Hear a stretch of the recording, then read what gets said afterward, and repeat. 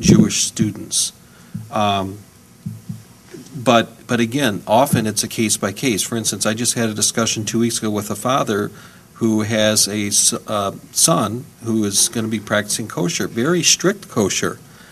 And we had a conversation, and in listening to him, and as we went through our offerings and providing some options, he knew that we couldn't satisfy the strict kosher lifestyle that his son wants to practice and that he wants his son to practice, but we were able to find some options.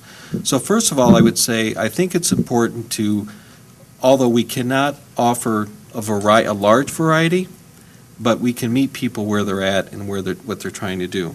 So the facilities are an issue for us. Cost is an issue because many of these products are certainly more expensive than our normal range of products. And usage and popularity is an issue as well. A couple of years ago, we actually offered halal products in our convenience stores because we reached out to Muslim students and they reached out to us, and they didn't sell. So the other thing we've tried to do is, although we cannot meet the student on a day-to-day basis, we've actually we've ran specials or celebrations of holidays. For instance, a year or two ago, we offered an Eid dinner. We have offered break fasts in the past. So although daily we maybe have some difficulties, we certainly want to work with students to honor their dietary and other holiday needs as needed. Now, if all that doesn't work, let's say everything you just described, Todd, just isn't going to do it for me, here's what I would suggest, and it pains me to suggest this, but I think it has to be on the table as an option. Given the fact, I would say that if that's not going to work, and if you are a strict practicing Muslim or Jewish student, the meal plan's probably not going to work for you. And because we have a voluntary system here with meal plans and with the freshman experience, it may be that we're not going to be able to meet those needs. But I think we've proven in the past that we've been able to meet students where they're at and provide some options.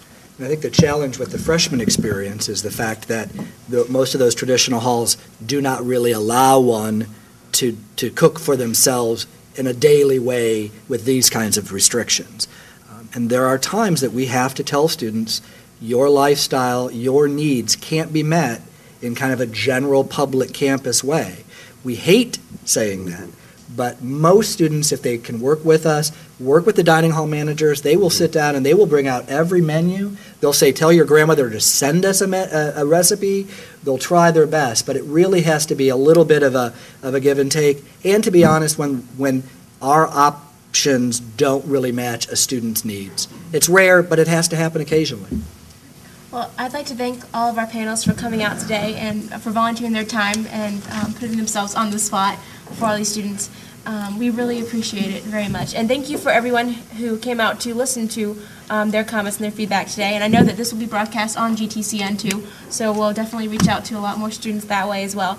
We will be back next week with athletics, academics, and student organization involvement if you would be interested in part 2 of our series. Thank you. Great. Thank you. Thank you.